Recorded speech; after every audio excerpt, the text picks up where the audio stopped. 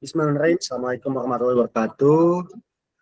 Ya, kami di sini dari kelompok yang mengunjungi UMKM Riris Batik dengan anggota yaitu ada Bu Antin, ada saya Feza, ada Pak Imanudin dan panel. Di sini kami mengutip judul yaitu penerapan e-marketing sebagai strategi pemasaran pada UMKM Riris Batik. Oke, kami mulai ya. Nah, di sini laporan KKU atau KKN ini disusun untuk memenuhi salah satu syarat dalam menempuh ujian di program studi manajemen yang telah disetujui oleh pembimbing kami yaitu Ibu Rahmian Nalibrawati, sarjana ekonomi ME SY. Nah, yang pertama itu abstrak. Jadi pengabdian kepada masyarakat ini dilakukan untuk mengetahui bagaimana penerapan e-marketing sebagai strategi pemasaran pada UMKM Riris Batik di kawasan Kabupaten Bandung Soreang dalam memasarkan produknya agar produk tersebut cepat sampai ke tangan konsumen. Jumlah informan penelitian ini sebanyak 2 orang, yaitu owner dan karyawan. Metode yang digunakan yaitu metode kualitatif yang bersikap deskriptif. Dalam pengabdian kepada masyarakat, menjelaskan bahwa pemilihan saluran distribusi yang digunakan adalah saluran distribusi langsung dan saluran distribusi tidak langsung, di mana Riris Batik ini tidak hanya memasarkan produknya langsung kepada konsumen, tetapi juga memasarkan produknya melalui perantara. Perantara ini banyak, yaitu ada reseller, ya, yang berada di berbagai pulau, bahkan di luar negara Indonesia ini. Dan mereka pun sudah memiliki bersama dengan Riris Batik ini untuk fungsi-fungsi dan saluran distribusi yang dilakukan oleh Riris Batik. Tetapi Riris Batik ini memiliki kekurangan yaitu tenaga ahli yang kreatif dan inovatif.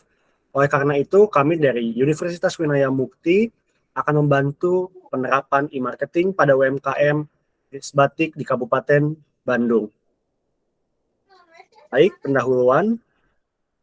Dalam melakukan suatu usaha, tentunya setiap pelaku usaha memiliki strategi agar dapat unggul dan bertahan pada usaha yang digelutinya.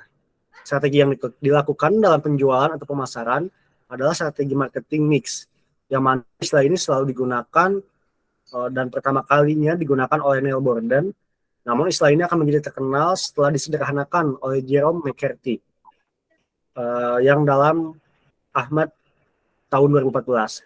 Strategi marketing mix ini atau bauran pemasaran terdiri dari 4P, yaitu produk, price, place, yang terakhir itu promotion. Lalu untuk batik sendiri adalah kain Indonesia bergambar yang pembuatannya secara khusus dengan menuliskan atau menerapkan malam pada kain itu. Kemudian pengolahannya diproses dengan cara tertentu yang memiliki suatu khas. Sebagai keseluruhan teknik, teknologi, serta pengembangan motif dan budaya yang terkait oleh UNESCO telah ditetapkan sebagai warisan kemanusiaan budaya lisan dan non-bendal atau Masterpiece of the Oral and Intelligent Heritage of Humanity sejak tahun 2009 pada 2 Oktober. Sejak saat itu, di tanggal 2 Oktober pun ditetapkan sebagai Hari Batik Nasional. Baik, untuk Riris Batik ini pun merupakan UMKM yang bergerak dalam usaha tas. Usaha ini sudah dirintis pada tahun 2012. Riris Batik ini bermula dari pasangan suami istri yang memiliki hobi mengumpulkan barang antik dan menjualnya ke kolektor. Pada saat itu, mereka mempunyai stok batik yang banyak. Kemudian mereka mempunyai ide untuk membuat tas dari motif batik lawas dan akhirnya usaha tersebut berkembang sampai sekarang sehingga mereka mempunyai kurang lebihnya hingga 17 karyawan. Dan sekarang adalah metode pelaksanaan yang akan dijelaskan oleh Kang Iman. Silakan Kang. Metode pelaksanaan kegiatan ini adalah secara kualitatif, di mana pengumpulan data dan informasi dilakukan dengan kegiatan pengabdian yang telah dicantumkan dalam program kerja. Dengan menggunakan berbagai metode pengumpulan data seperti pengamatan, kemudian merencanakan pembagian tugas sesuai dengan kelompok. Semua data dan informasi yang diperoleh kemudian dianalisis, kemudian tahap berikutnya tim menyusun dan menyampaikan kepada pihak Riris Batik beserta keluaran yang ditentukan. Langkah-langkah pelaksanaan dan pengambilan data diantaranya satu, melakukan survei tempat penyelenggaraan KKU. Kedua, melakukan penyuluhan untuk pelaksanaan KKU. Ketiga, menyiapkan pedoman wawancara untuk memudahkan saat pengambilan data. Keempat, pembukaan pelaksanaan KKU. Dan kelima, pelaksanaan dan wawancara KKU di lapangan. Keenam, penutupan penjagaan KKU. Ketujuh, pembuatan laporan KKU. Dan yang terakhir adalah sidang hasil KKU yang telah dilaksanakan. Demikian untuk metode pelaksanaannya. Selanjutnya mungkin untuk hasil dan Terima kasih Pak pembahasan. Iman.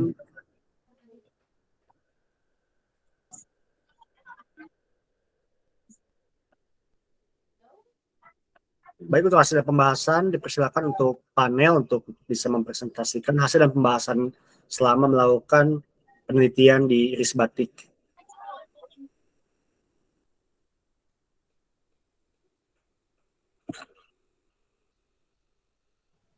Berikut hasil dan pembahasannya. Strategi pemasaran Iris Batik dalam menerapkan e-marketing. Hasil penelitian menunjukkan bahwa Iris Batik memasarkan produknya dengan memanfaatkan digital marketing. Pemanfaatannya berupa memposting dan live streaming produk di media sosial seperti Facebook, Instagram, dan WhatsApp. Selain itu, kemitraan dengan Tokopedia menambah platform secara digital. Selain itu, Iris Batik juga selalu mengadakan live streaming produknya di Instagram, sehingga mencapai rata-rata penjualan 10 tas per hari, dan pelaku usaha mengatakan jangkauan usaha menjadi lebih luas dan dengan adanya umpan balik langsung dan dengan para konsumen sehingga digunakan untuk memperbaiki kualitas produk.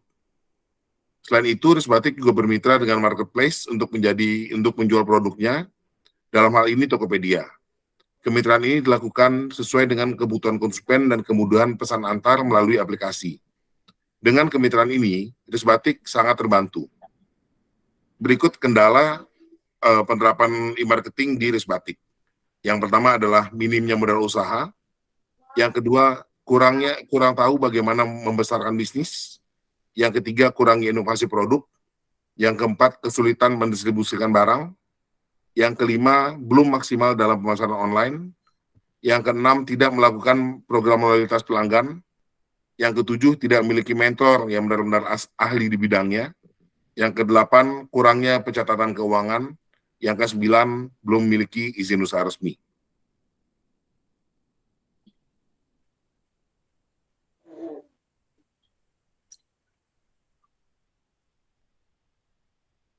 Baik, terima kasih panel untuk menjelaskan di mana saat kita mengunjungi Iris Batik dan untuk kita menyimpulkan apa itu kesalahan atau kekurangannya untuk manajerial di UMKM Iris Batik.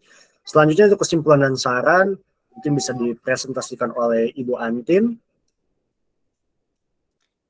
Baik, untuk kesimpulan dan sarannya, yaitu dari hasil analisis dan survei secara langsung, maka tim kami dapat mengambil kesimpulan bahwa kegiatan penerapan e-marketing sebagai strategi pemasaran saat ini sangat cocok untuk pemilik UMKM di zaman modern saat ini.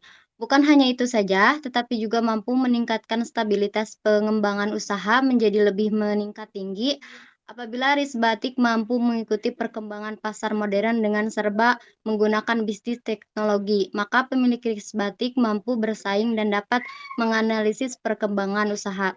Melihat peluang bisnis dengan mengikuti perkembangan zaman pada saat ini sangat bermanfaat bagi pemilik usaha untuk mendapatkan pengalaman baru tentang bagaimana cara untuk mengantisipasi dan mempertahankan usaha dan lebih berkembang dengan memunculkan kreativitas dan inovasi baru yang siap untuk bersaing dalam pasar modern saat ini, yang serba menggunakan bisnis teknologi marketing. Iris Batik sudah menerapkan beberapa marketing, hanya saja kurang memperluas jangkauan dan penerapan strategi marketing di zaman modern ini. Untuk sarannya, yaitu sebagai upaya untuk mengatasi berbagai permasalahan yang ada dalam implementasi kegiatan usaha Iris Batik dan agar tujuan tercapai.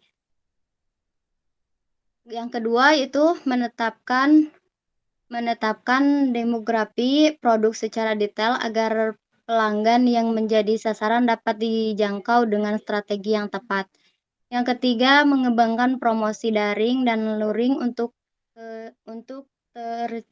kecepatan dalam meningkatkan brand awareness.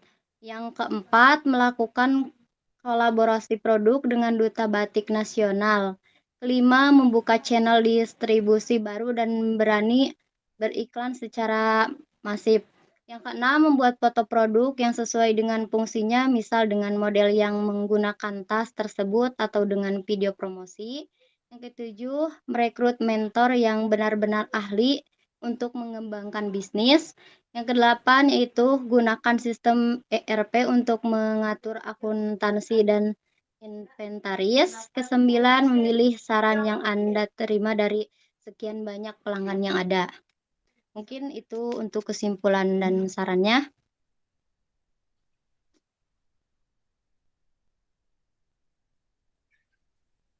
Oke, udah sampai kita di penghujung presentasi kita, yaitu penutup.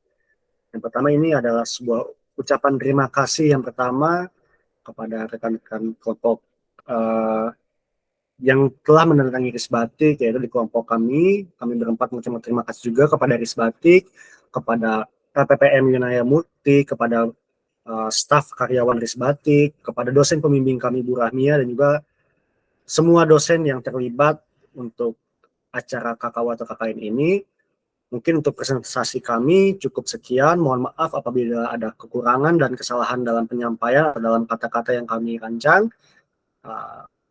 Untuk seluruh kami dari kelompok mengucapkan terima kasih juga untuk dosen yang telah membimbing kami, dan juga terima kasih atas masukan-masukannya kepada teman-teman kelompok semua.